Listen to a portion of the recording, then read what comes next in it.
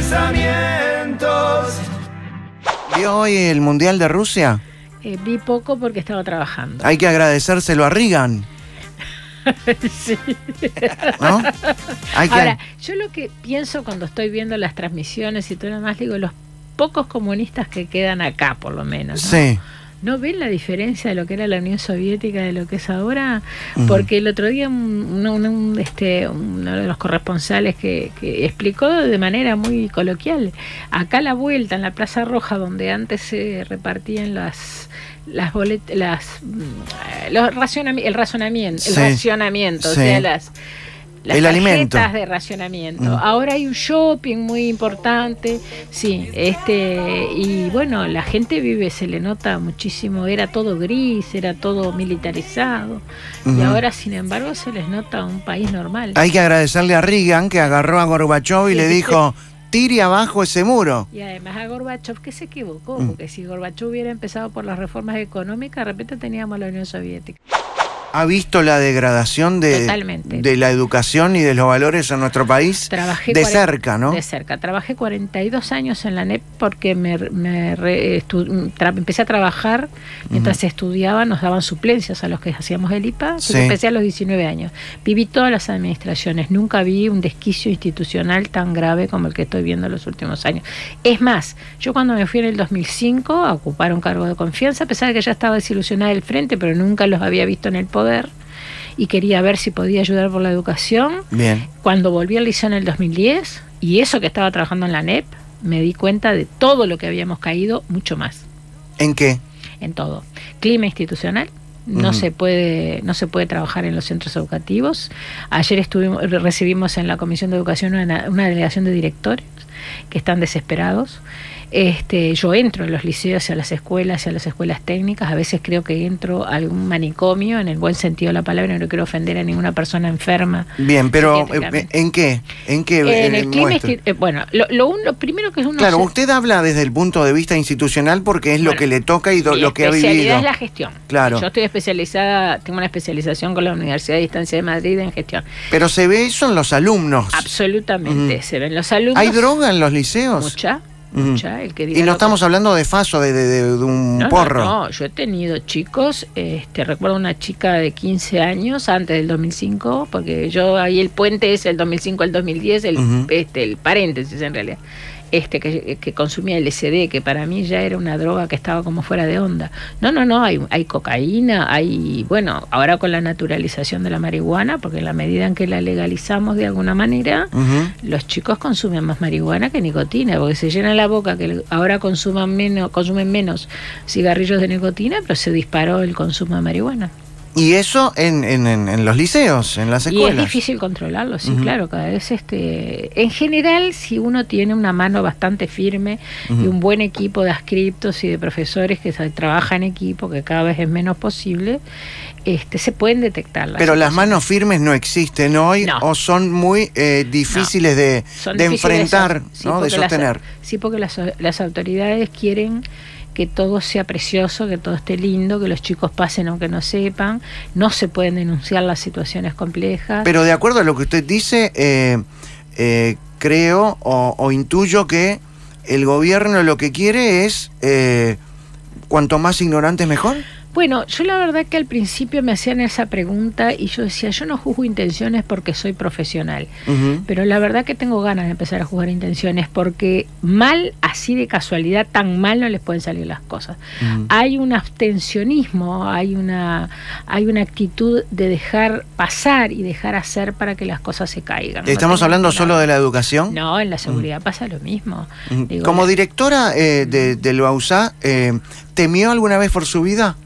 No, llegar a temer por mi vida no. Si bien me golpearon en una oportunidad una mamá porque no la cambié de turno a la hija, no, es una buena razón. Sí, claro, no tenía más lugar en el turno de la mañana. No, en realidad cuando yo me enfrenté con Bonomi, que tuve un enfrentamiento público en el año 2011, sí, hubo un intento de copamiento al liceo porque no teníamos policía y en el nocturno la puerta hay que tenerla abierta. Siempre abierta. Y en bachillerato siempre hay que tenerla abierta porque los chicos cursan por asignatura.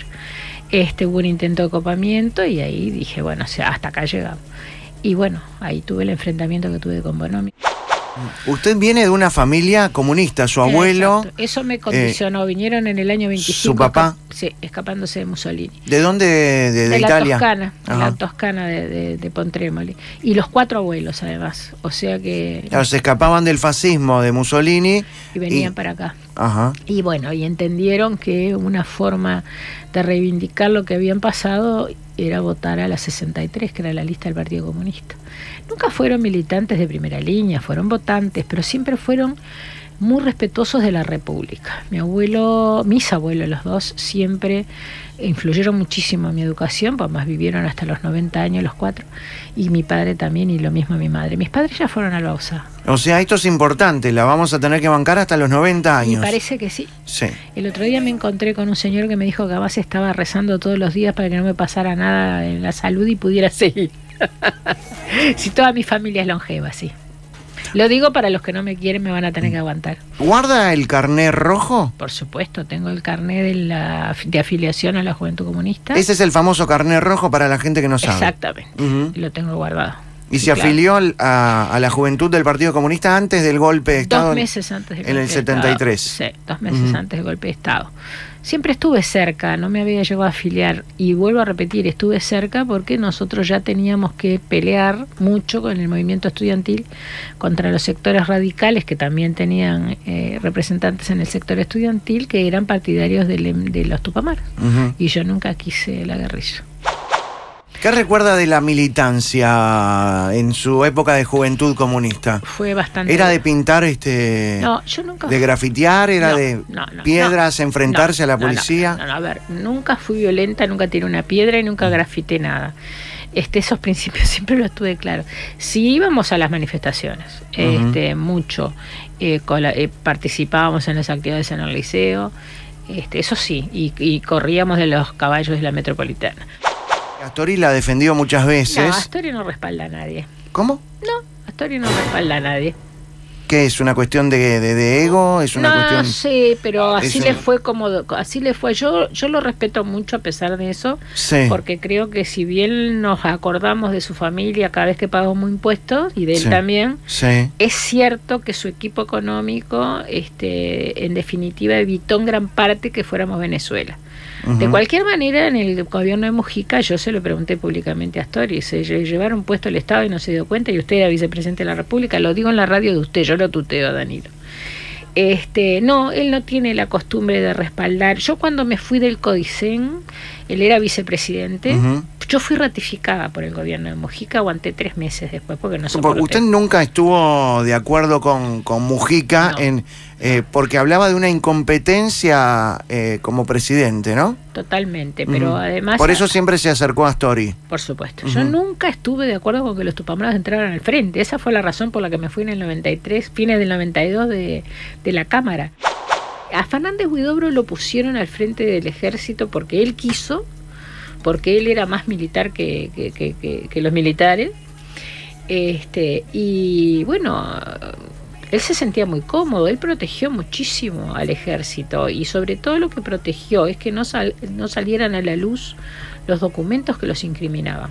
Él fue el gran protector, y si recuerdan hubo manifestaciones públicas de las organizaciones de defensa de los derechos humanos, que él protegió a los que tienen los datos para que aparezcan los cadáveres de los desaparecidos. Pidieron la renuncia de Fernández Huidobro, esas organizaciones de derechos humanos. Lo que no entiendo cómo son Frente Amplistas al mismo tiempo.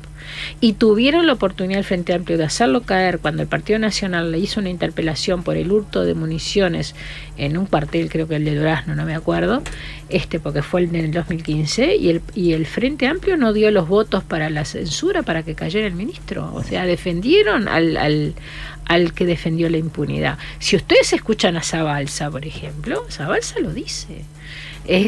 O sea que sinceramente yo no puedo entender, o sí puedo, a ver, me lo explico por el fenómeno Mujica, porque si no... ¿Mujica es demócrata? No les interesa la democracia. Ayer con lo de Gabriel Pereira quedó claro. ¿Cómo va a decir que los gobiernos de... Pero que usted creo que es muy fuerte que usted diga que es una representante, es legisladora. Sí. Pero no es. Y él también. Y bueno, pero no lo es. ¿Cómo va a decir que no es demócrata? No es demócrata. Para ellos ¿Que es un fascista? ¿Que es autoritario? Es autoritario, es un tupamaro, es guerrillero. Tienen vínculos con la ETA, tienen vínculos con la FARC, tienen vínculos con Irán. ¿Por qué creen ustedes que el Uruguay, con los sectores democráticos que tiene el Frente, minoría, pero los tienen, no podemos tener una política internacional coherente y no se puede condenar a Venezuela? Bueno, se ha hablado del contacto iraní cuando la AMIA, el contacto uruguayo en la calle Rivera. Por supuesto, yo integro la comisión de lavado, de prevención del terrorismo, y nosotros tenemos información bastante poca en relación a lo que deben de saber los organismos internacionales que nos asesoran. ¿Y por qué no se difunde esa información? Y porque ellos están en el gobierno. Porque ellos están en el gobierno. ¿Por qué la prensa no la difunde? Porque ellos están en el gobierno. No, pero una cosa es que usted... la pauta publicitaria es muy importante para muchas empresas periodísticas. No, a ver, yo cuando me refiero a por qué no difunden toda esa información... Yo lo digo. Claro, me refiero a que ustedes, los legisladores... Lo decimos. Pero ¿por qué hizo hincapié en que la prensa no...? Porque cuesta que se recojan esas cosas. Ajá. Cuesta. Yo creo que hay mucho temor. Y ahí además, ¿pero es una cuestión de censura o es una, es una cuestión de amiguismo? No, yo creo que opera la autocensura, que es la peor de las censuras. Porque yo no sé si el que tengo enfrente realmente me quiere controlar o no, pero yo me limito. Y la autocensura es la más profunda de todas las censuras.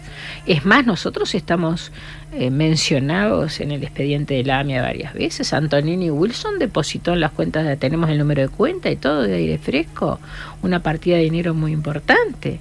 Ahora, ¿qué pasa? Pero el fiscal... bueno, el archivador oficial. ¿De quién está hablando? Y bueno, en realidad estoy hablando de Díaz, que es el que ejerce sobre los fiscales una presión muy importante. Yo cité a la exfiscal que se jubiló porque no soportó la nueva situación y fue presidenta de la Asociación de Fiscales, la cité a la Comisión de Educación y Cultura, y yo le pregunté, ¿ustedes tienen vulnerada la autonomía como fiscales? Por supuesto, esa es la razón por la que me fui.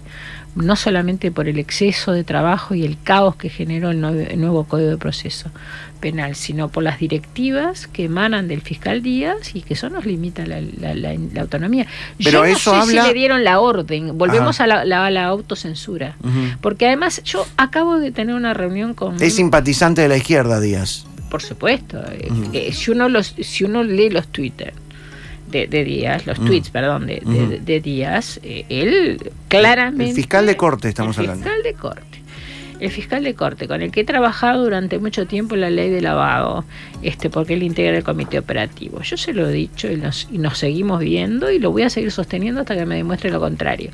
Yo no sé qué es lo que pasa, pero si él manda directivas... Sí, es que está en el protocolo. Es porque las directivas le llegan a él. Y si él depende del Ministerio de Educación y Cultura, porque ahora...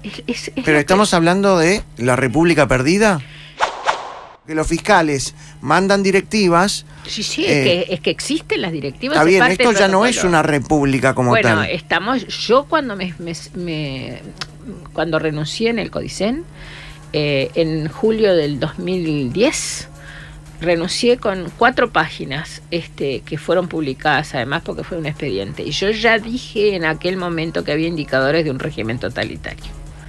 Yo me afilio a la posición de Humberto Eco, que habla de la democracia en riesgo.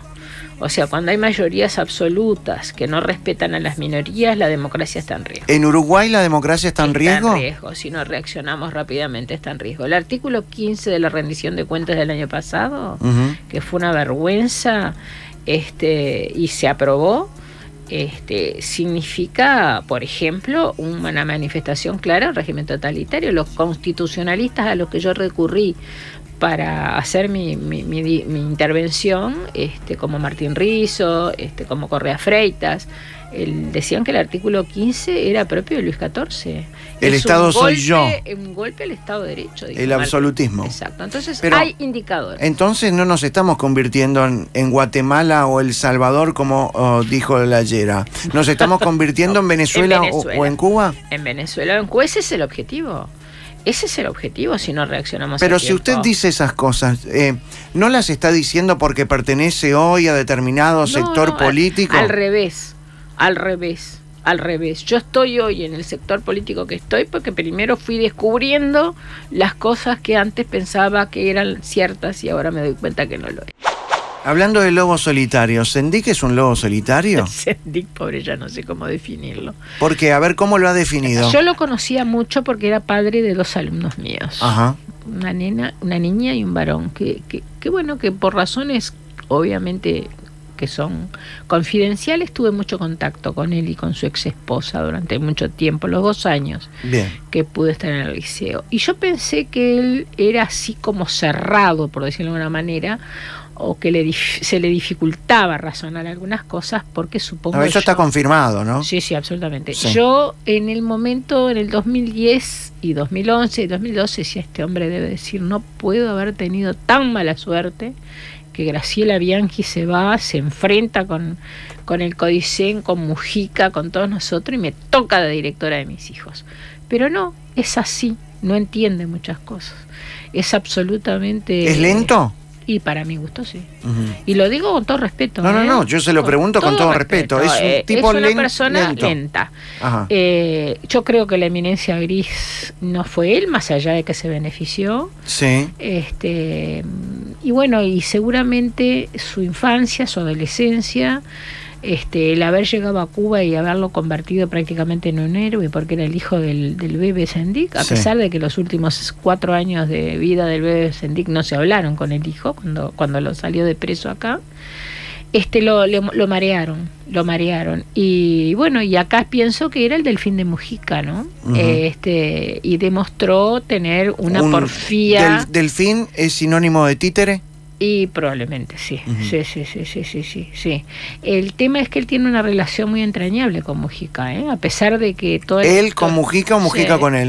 Yo no sé, yo lo que piensa Mujica de Sendik no lo sé. Sí sé lo que piensa Sendik de Mujica porque me lo dijo. Más que portador de apellido, entonces usaron su apellido. Y probablemente, porque si uno estudia la historia de los Tupamaros, sí, sabemos que Sendik terminó cuando ya estando detenido y después de haber sido liberado, peleado con Mujica, con Topolansky, con Arenales, con toda esa gente. Pues ellos se pelearon todos, entre sí, porque claro, se traicionaron entre ellos, obviamente.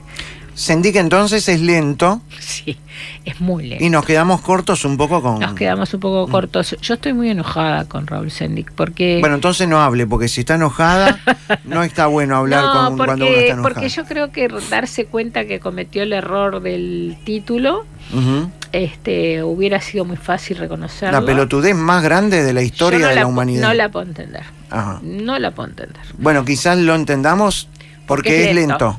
Se lo advertimos muchos que lo... Decí la verdad, si tus compañeros saben. ¿Y él qué decía en ese momento?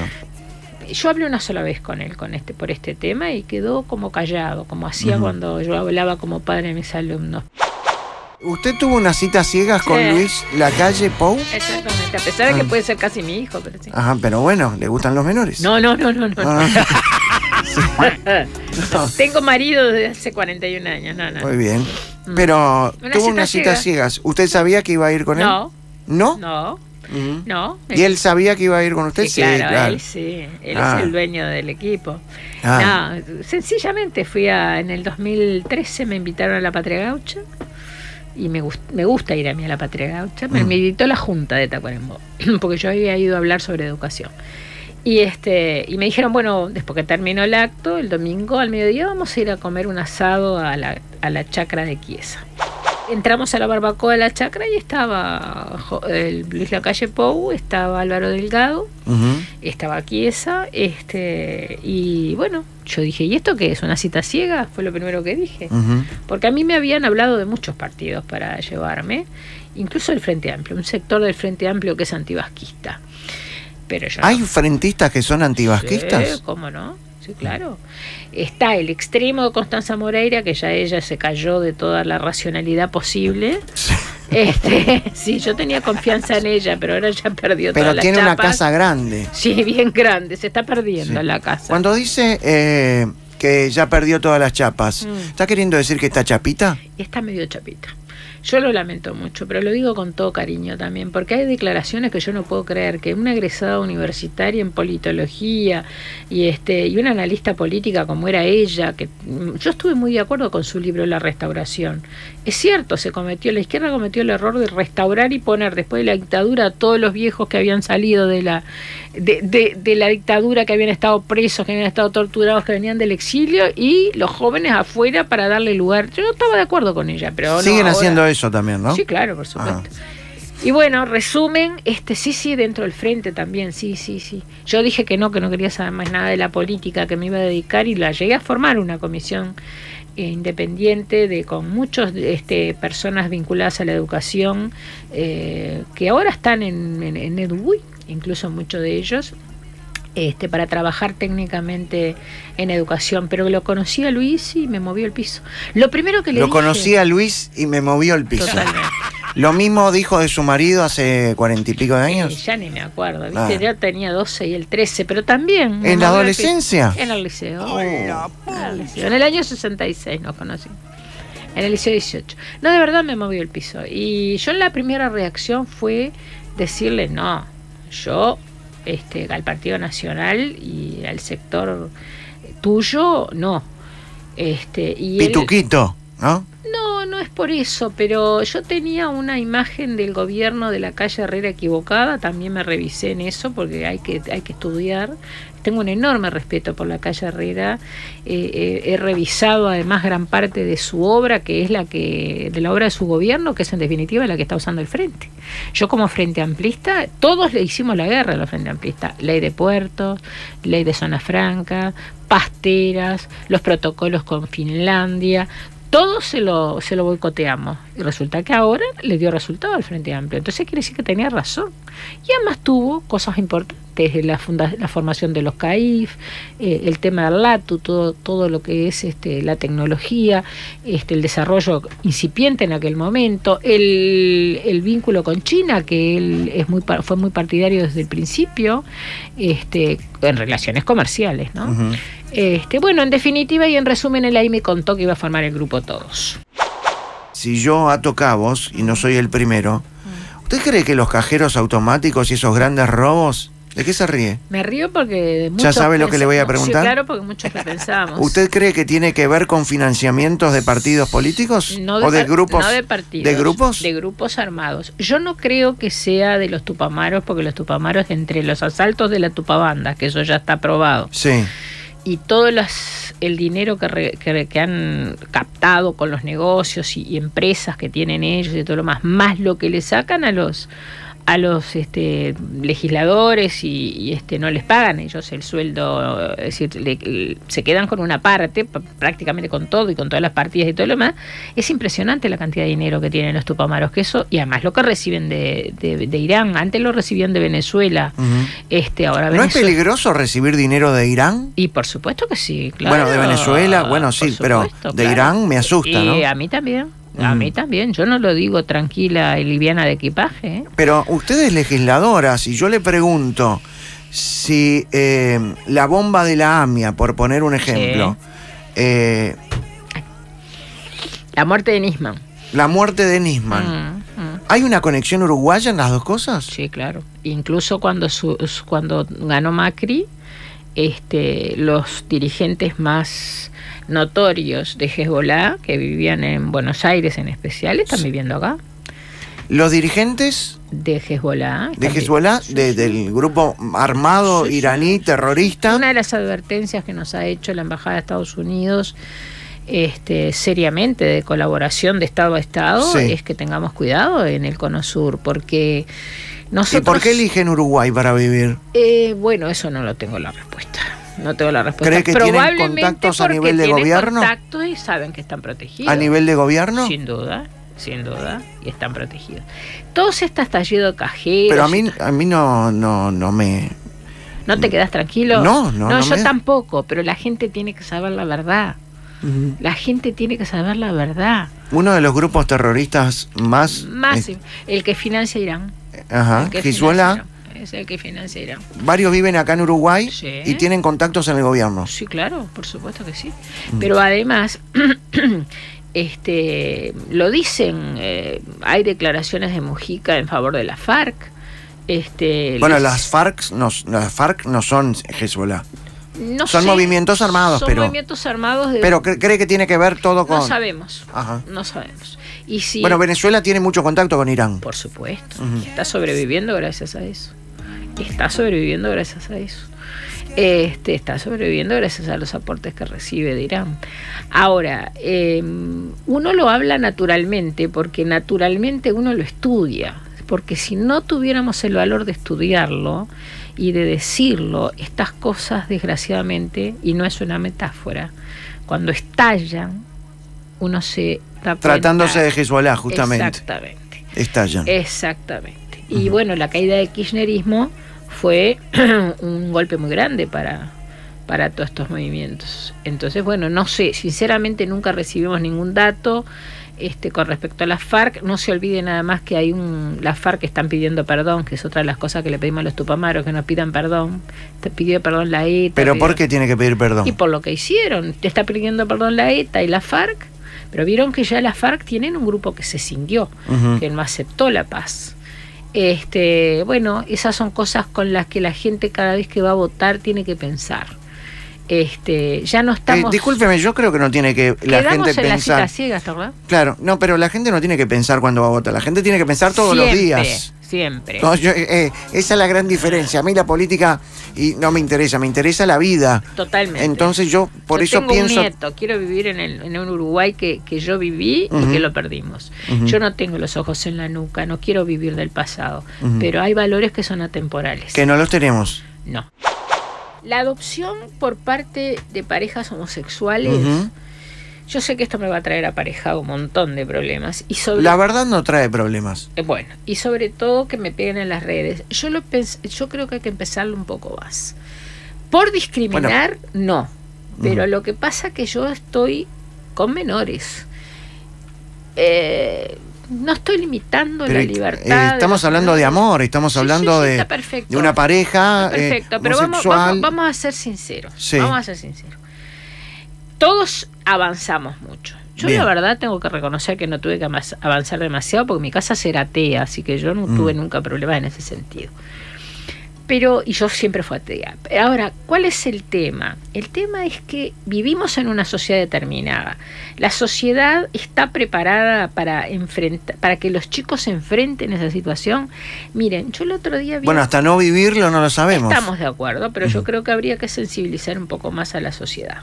Lo que no me gusta, eso sí, es lo que hacen muchos, sobre todo famosos y argentinos, usar a los hijos adoptados. Sí, Marley, por ejemplo. Por ejemplo, Marley, como ves. Hoy salió una declaración de Ricky Martin. ¿Sabe qué dijo? No. Me gustaría que mis hijos fueran gays.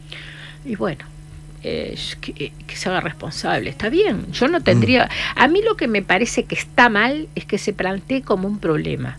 Si a mí mi hijo mañana me dijera, o ya los dos obviamente son heterosexuales porque están casados, tienen hijos, pero digo, yo a mí no me hubiera preocupado. Yo tuve compañeras hace 40 años en el IPA que eran lesbianas. Siempre. Nunca tuve ningún inconveniente con el tema. El problema es que estas son corrientes que están viniendo del exterior y están poniendo en el Uruguay problematizaciones que no teníamos. Bueno, pero no son problemas. No, pero las están generando. El exterior es parte de un planeta, somos todos uno. Pero en el Uruguay teníamos resuelto el tema del Estado Social del Derecho, de la laicidad. No teníamos, no éramos prejuiciosos y ahora hay mucha discriminación positiva y eso está mal. ¿No es eficiente hoy la formación docente? No, es la madre. ¿Más allá del dinero? Es la madre de todas las batallas, la formación docente. Si no tenemos muy buenos maestros y muy buenos profesores... Usted estuvo en el IPA, estudió en el IPA, se recibió de profesora de historia, claro. Y ha tenido muchos años asociada y ejerciendo... Sí, yo 18 años di clase de aula, después... La formación docente que hay hoy es medianamente buena. No existe formación docente en ¿Es este pésima? momento. Es pésima. Es pésimo el nivel, Cualquier persona da clase en formación docente. Hace años que no se llama concurso. Hay un plan que es muy malo y muy caro, que es el plan 2008, que no hemos logrado que lo modificaran, porque claro, ellos te juegan siempre con la mayoría. Yo estaba en el Codicen cuando se aprobó ese plan. Está muy balcanizada, muy politizada. Y usted dice que el IPA está politizado. El IPA y los centros de formación docente en general. Pero en su el época... IPA ¿Es un comité? Y peor que un comité. Uno entra al IPA y no sabe dónde. Pero en su época también era un búnker comunista, ¿o no? Búnker comunista, había gente del MLN, había gente de los partidos fundacionales. Entonces no cambió nada. Pero había un nivel de docentes brutal y además teníamos clase, nos exigían. Más allá de las ideologías había una cultura que iba paralela, no se mezclaban. No se mezclaba. Yo tuve profesores de todos los partidos políticos, tuve de profesora Pibel Devoto. Claro. ¿Hoy las clases en los liceos están politizadas también? Sí, hay un sesgamiento. Nosotros ya 3 libros logramos en principio que no se usaran, en principio, porque yo no tengo confianza, porque los consejos no tienen interés en controlar el uso de libros que son absolutamente sesgados.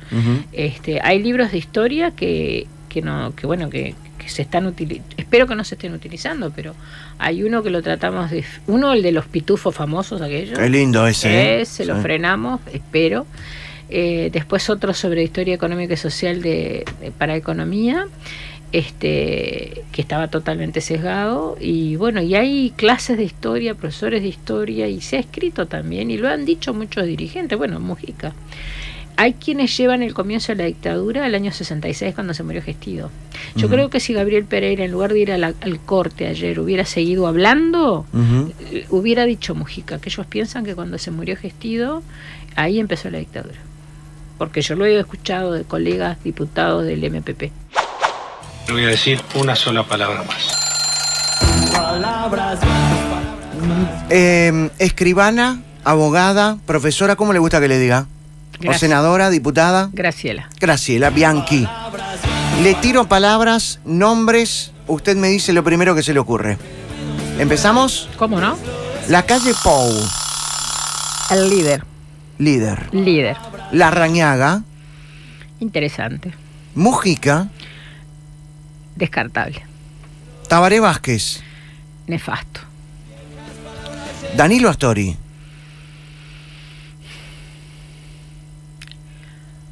Aceptable. Germán Araujo. Querible. Fabiana Goyeneche. Despreciable. Constanza Moreira. Chapita.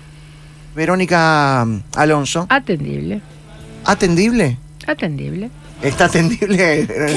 Sé por qué lo digo, ¿eh? Bueno. No me caí de la cuna yo, ¿eh? Pero me gustan los hombres a mí. Comunismo. Rechazable. Tupamaros. Rechazable. Pacha Sánchez. Querible. Wilson Neto. Rechazable. Luis Garibaldi. Rechazable. Bueno, me está usando mucho rechazable. ¿Puedo cambiar por Luis Garibaldi? Traidor. ¿Garibaldi? Luis Garibaldi, sí. El miembro del Consejo de Educación, de Consejo de Educación, traidor. Sí. Traidor. Desde que fue director de Educación del MEC. Las cárceles uruguayas. Desastre. La justicia uruguaya. A defenderla. Inseguridad. Enfrentarla. María Julia Muñoz. Detestable. Germán Rama. Fabuloso. Lucía Topolansky. Detestable. Se está juntando enemigos, ¿eh? No los tengo ya. Daniel Martínez. Querible. Las redes sociales. Usables. Fernando Amado.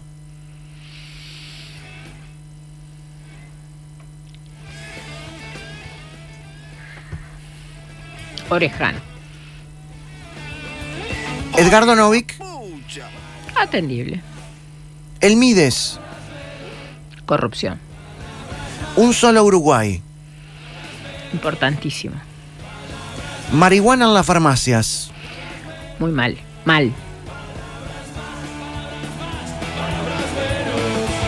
El nuevo Código de Proceso Penal. Mal. Militares en la calle. Mal. Disciplina partidaria. No. Perdón. Costumbre. Graciela Bianchi. Una simple mujer. ¿Y en una palabra? Mujer. Sí.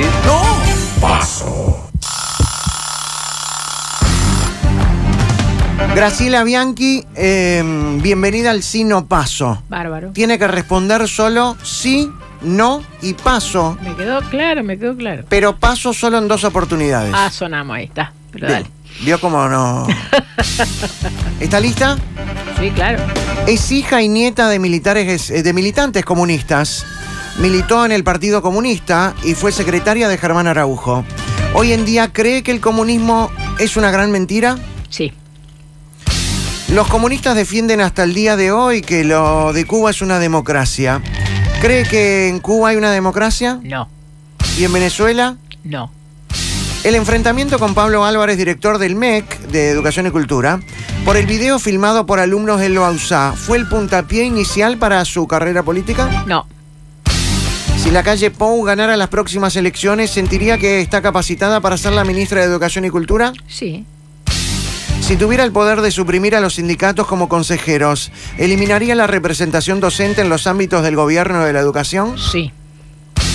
Cuando era del Frente Amplio solía decir que ser de izquierda tenía que ver con la ética y los principios y que eso los diferenciaba de los partidos tradicionales o fundacionales. ¿El Frente Amplio de hoy es peor que esos partidos tradicionales que usted criticaba? Sí. Fue prosecretaria general y después secretaria administrativa del Consejo de Educación Secundaria Consejo Directivo Central. entre el 2005 y 2010. ¿Tuvo que callarse y no criticar el deterioro en la educación porque esos eran puestos de confianza? No.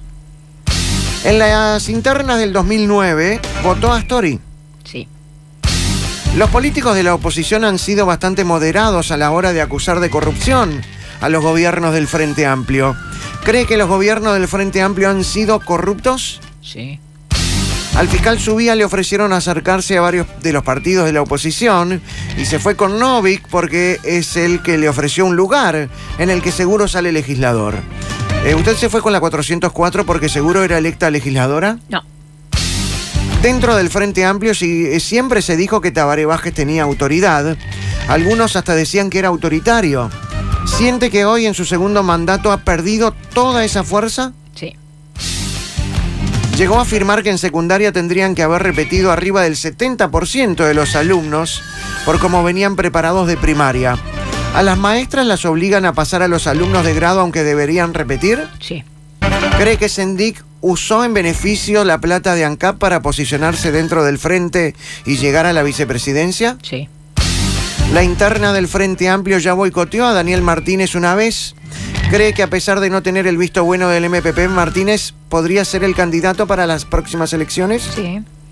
La situación en materia de seguridad es tema del Partido Nacional. ¿La policía en este país no actúa porque no tiene el respaldo del ministro y tiene miedo? Sí. El ministro del Interior ha sobrellevado 8 interpelaciones. ¿Bonomi ha sido un mal ministro y debería renunciar? Sí. ¿Para ser político hay que abrazarse con culebras y tragarse algunos sapos? No. ¿La igualdad de género hace que se pongan mujeres en cargos para los que no están capacitadas? Sí. Usted es abogada, escribana y profesora de historia, pero ¿el Parlamento actual es cultural e intelectualmente muy pobre como para redactar las leyes que se precisan? Sí. ¿Alguna vez como parlamentaria fue a un viaje de esos que no sirven para nada y que son como un paseo pago por el pueblo? No. Recién volvió de China, pero no pagó el Parlamento uruguayo, la invitó el gobierno chino. Si hubiera pagado el Parlamento, ¿hubiera aceptado ir? No. ¿Alguna vez tuvo que defender públicamente decisiones con las que no estaba de acuerdo y eran indefendibles? No. Después que se hizo famosa su muletilla de perdón, ¿trabajó en eliminarla y no decirla nunca más? No. ¿Las declaraciones de la Llera sobre la inseguridad describen la realidad actual que vivimos en Uruguay? Sí. ¿El nuevo Código del Proceso Penal es en parte culpable del crecimiento del delito? Sí. Su video de perdón se viralizó a través de las redes sociales. ¿Cree que deberían ser reguladas por ley para limitarlas en las libertades que tienen actualmente? No. Ahora que se puede denunciar, si la piropean por la calle, ¿haría la denuncia? No. Lo agradecería. Más allá de que no va a ocurrir porque el fiscal no pidió prisión, ¿cree que Sendik debería ir preso? Sí. ¿Tanto Tabaré como Mujica eligieron a los más capaces para ocupar cargos importantes? No. ¿Eligieron a los más obsecuentes? Sí. ¿El Partido Nacional debería tener una mujer a la vicepresidencia? No. ¿El Frente Amplio se ha adueñado de la política de género y la usa para conseguir votos? Sí. ¿Cree que el Partido Nacional ganará las próximas elecciones? Sí.